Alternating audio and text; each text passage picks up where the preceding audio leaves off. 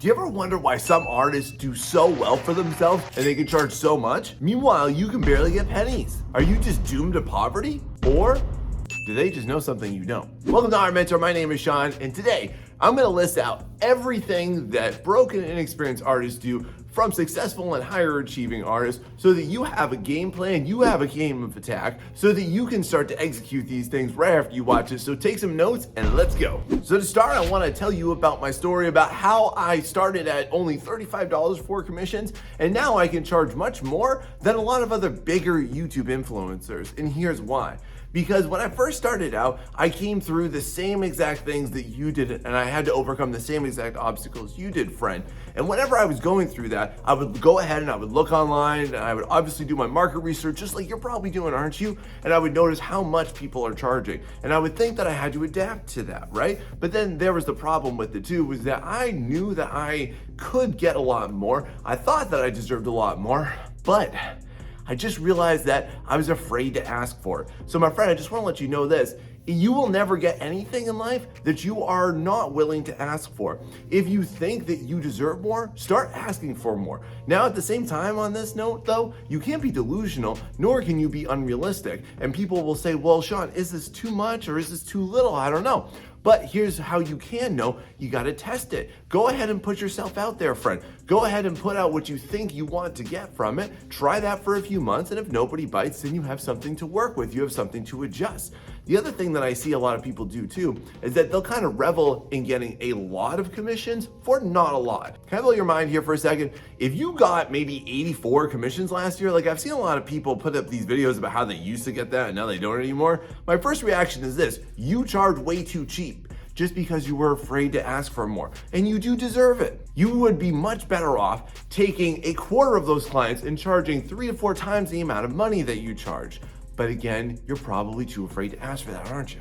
Now I want to tell you about why most people's philosophy of just getting anybody to come into your sphere and to pay you money for your artwork is a really bad philosophy, and I'm going to relate this best to dating. Imagine if you just walked out and put yourself out there and said, I just want anybody. Can anybody take me? Won't anybody love me? If you just put yourself out there and you just got anybody, what type of person do you think that you would get? Do you think that you would get the one that you want? Do you think that you would get the one that is going to treat you right? Do you think you would get the one that would respect you? No, you wouldn't, because you would literally get only what you're putting out there, which is desperation, which is that you only want just something because something is better than nothing, right? But I'm gonna reject this and say, you probably don't want that, do you? You want the one, right?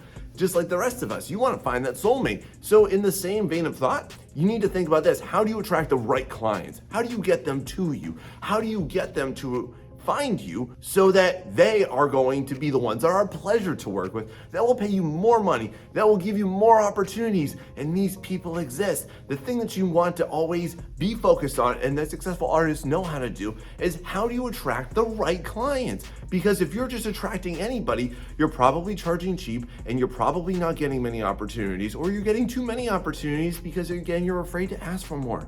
Look, y'all, getting the right clients by doing the things that I'm gonna suggest to you throughout this video is gonna be your way towards you optimizing the pool of people that are going to get you what you wanna do and to get you to the places that you wanna go. Think more about optimizing your client pool, and that is how you're gonna find the one. Isn't that what you want?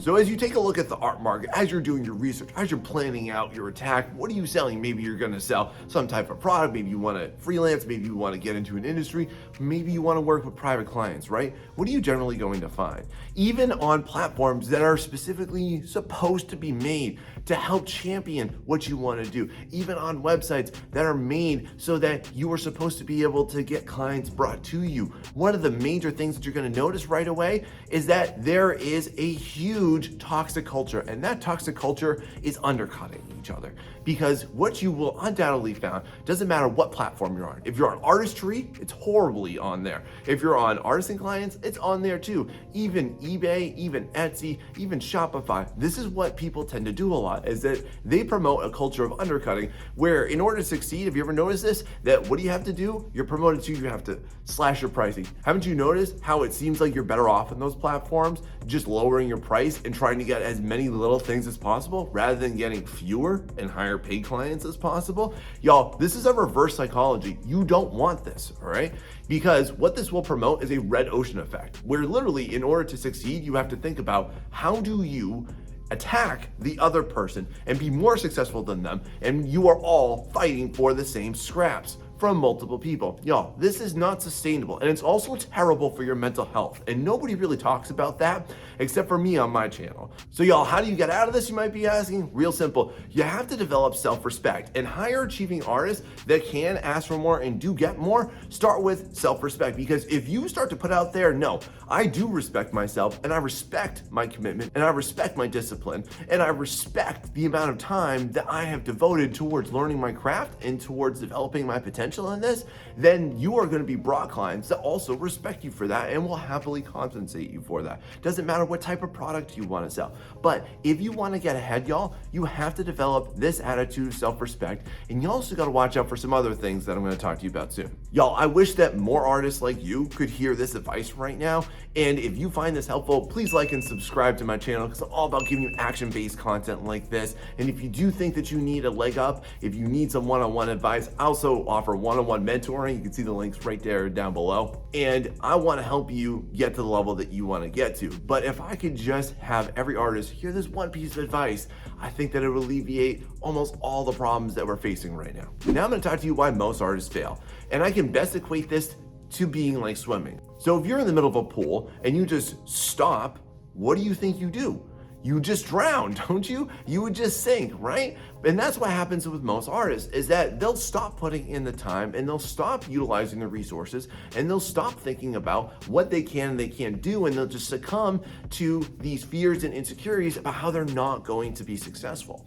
But the thing that you're gonna find instead is that the more time into doing that thing, the more effort you put into your kicking, the more likely that it is you're gonna get from one side to the other, or if you're dropped in the middle of the ocean, that you're gonna get from where you are to land, right? But it's the same way with artists. So this brings into the topic of experience, okay? The more experience that you have doing something and the more time into something you have, the more exploitable that is for you, and the more lucrative it's going to become for it too. Like, for example, if you looked at one of my pages and you saw years worth of work and years worth of client work versus you who's just starting perhaps, or you're just starting to gain a little bit of traction, then that makes me more desirable. That allows me to then price up. So any amount of experience that you have, think about how can you exploit that. And I'm also going to tell you this, there are so many people that don't do this well, that are not properly exploiting their experience. Like, for example, just to be real with you, there's a lot of art YouTubers who have way more clout than me. And if you have clout, like if you're in an industry, if you have that type of experience, or if you've got social media followings that are way bigger than mine,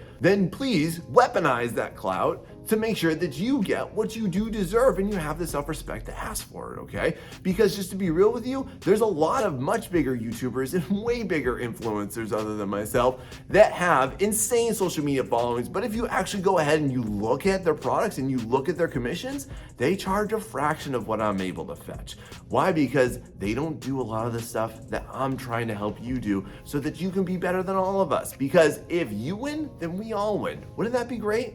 So when you're just starting out, you've probably heard the philosophy that, hey, something is better than nothing. And then you should just go ahead and just grab whatever you can, because it's going to get you that experience, because it's going to net you at least a start. It's going to get you a foothold, right? But I want to combat that analogy and just let you know why that is a terrible philosophy. Let's say that you were just completely starved. So you went to a restaurant and you were just like, man, I don't care what I get. I just want to get something to eat. So you go to a Chinese food restaurant and then you look at the server when they come up and say, hey, what can I get for you? And you go, hey, can I get a big bowl of pasta and some Italian bread? And man, I would really love an antipasto with that too. And what would the waiter do? They look at you like you're crazy, right? But here's the thing, you put yourself out there as I want anything, and then you got something that you didn't deserve. This is oftentimes what freelance artists experience, because they're coming off like they're desperate because they don't have the right marketing. If you do have the right marketing and you're attracting the right clients and you're actually putting forth what you actually do want to do, you're gonna get so many more opportunities and better future opportunities because you started off with it. So just to expound on this a little bit, here's some things that you should not be doing. Do not invest into commission sheets. Nobody likes them, and it invests people into your pricing rather than your product, and that's not sustainable. Man, you just come off desperate with emergency commissions. Stop doing them. And I also want to blow your mind on this one.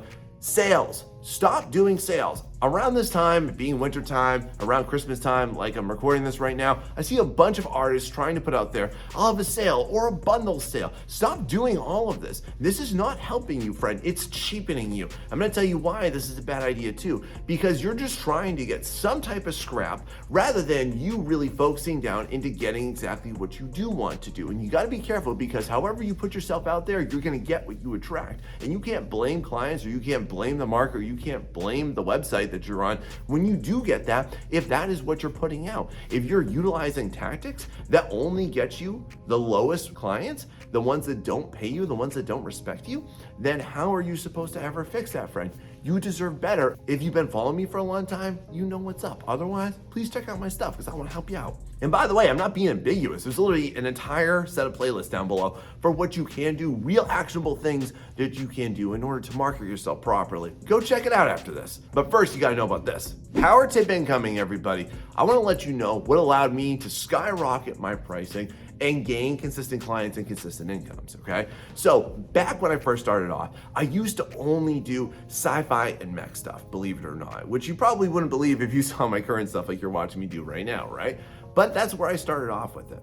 And I also tried to do so many other things. I tried to do portrait, and I tried to do cyberpunk, and I wanted to get into fantasy. I wanted to get into my current genre where I'm in. I wanted to do D&D type of stuff, but I just couldn't get it. And I realized that this was my issue. I was way too afraid to niche down. And when I talk to artists, they're always so afraid to just narrow their focus. Because what do they say? Then they're gonna say things like, well, Sean, but I have so many interests, and I also love cyberpunk, and I also love fantasy, and I also like to do pets, and I also like to do self-portraits. Well, guess what? You think that that is going to narrow your possibilities, but it's actually going to expand it. Why? Because you're going to just get a bigger pool of clients that have a singular interest. And the other way I would best exemplify this is think about it like this. If you wanted to conquer the world, you could not wage war in every single country. No, my friend, invade one at a time. You want to do fantasy first? Pick one direction that you want to go in and kill that, and then go ahead and pick another. Gain success, gain momentum, doing one thing, and then you can expand outwards. It's kind of like if you were to try and fight 10 people versus try and fight one, you would probably not be successful with that, right? But if you try to just one-on-one, you can gain some upper hand. You can gain some strategies. You can gain success with that, okay? It's the same thing with your artwork. I know you might be afraid of this. You might be afraid to put yourself into a box, but y'all, live inside that box and just make it a really flippin' big box. And then guess what? Then you can put yourself into another box. How's that sound?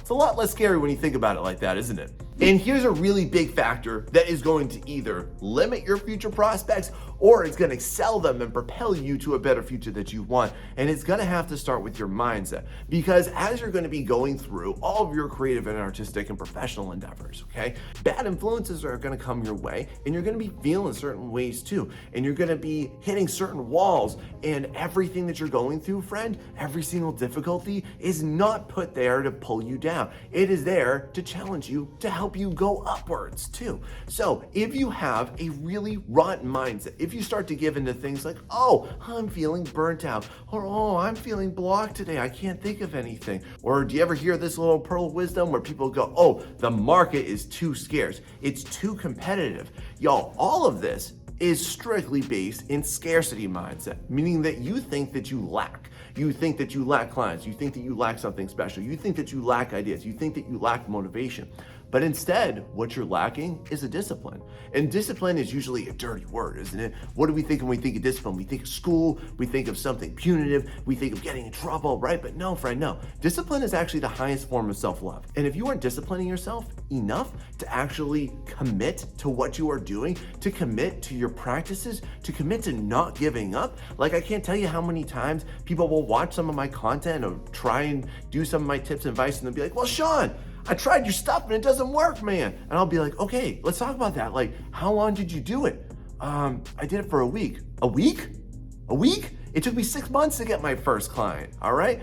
And it took me months later than that to be able to start to get more and more clients. And then it took me 2 years from that to start to be able to get consistent clients, all right? And it's taken me years from that in order to get where I currently am at. The thing that you have to realize is that if you are giving up, you're never gonna get where you wanna go because you allowed yourself to succumb to a bad scarcity mindset because you thought that you weren't able to do it, because you thought that it was a good idea, because you thought it would be okay for you to get less than you deserve, because you just made an excuse for that. But my friend, I wanna ask you, what is gonna be a better, more compelling future for you? Listening to your excuses or thinking about your potential? It's pretty obvious to me. What about you? So this may surprise you, but learning how to say no to a client once got me an extra $350, and here's what happened. So there was one day that I went ahead and I put out a post on Reddit, and I was looking for clients, and I got hit up by somebody within a couple hours. And we talked through the whole project, learned the whole scope of it, and I gave them my price, and they said, no, sorry, it's too high. And so I did try and negotiate with them. I tried to see where I could meet them in the middle, and it was still too cheap according to what my standards were at the time. And so I finally asked, okay, cool, so what is your budget? And they said, well, $50. And I pondered over that for a second. I was like, I could use $50. And then I said no to them. And then afterwards, naturally, I had a complete meltdown over that. And I was like, man, that was really stupid. Look, I passed up work and I passed up an opportunity. And man, I would love to have $50. Wouldn't you love that $50 in your wallet right now? I bet you would, friend, right? And then I went to bed after that, and I woke up the next morning, and then I had another DM from somebody else on Reddit who saw the same exact post. We talked through their project, and 2 hours later, I got $400 in my bank account. So how great was that? And people don't think about this, but I need to let you know this, friend, that in order to get the opportunities that you do want, you have to learn how to say no. You have to learn the power of saying no to people that are less than what you deserve. Because inevitably, you're gonna talk to clients, you're gonna hear jobs, you're gonna get specs that don't align with what you want to do. I've been propositioned to do a lot of different types of artwork that I have zero interest in, and I said no to them, even though I thought that, yeah, that might be a big budget item. But what really is gonna propel you to your future is learning how to actually only do the things that are gonna propel your future, rather than getting distracted or succumbing to a scarcity mindset, taking what you think is going to be better than nothing that month, because in closing a door, you're also gonna open up other doors, okay? And again, if you wanna grow into the artist that you deserve to be, that you wanna be, you have to learn how to shut down the ones that you don't. Otherwise, the ones that you do want, they're never gonna come your way, friend. Now, throughout my channel, I talk a lot about all of these great things that you should be doing with commissions and all of the popular mindsets that nobody ever talks about, because I do care about your mental health on this channel and I wanna see you succeed. But I also need to talk to you about the dark side of commissions, things that people never ever talk about. So go ahead and check out this video right here. I'm gonna tell you all the hard truths and realities that no one else is brave enough to tell you. See you next time.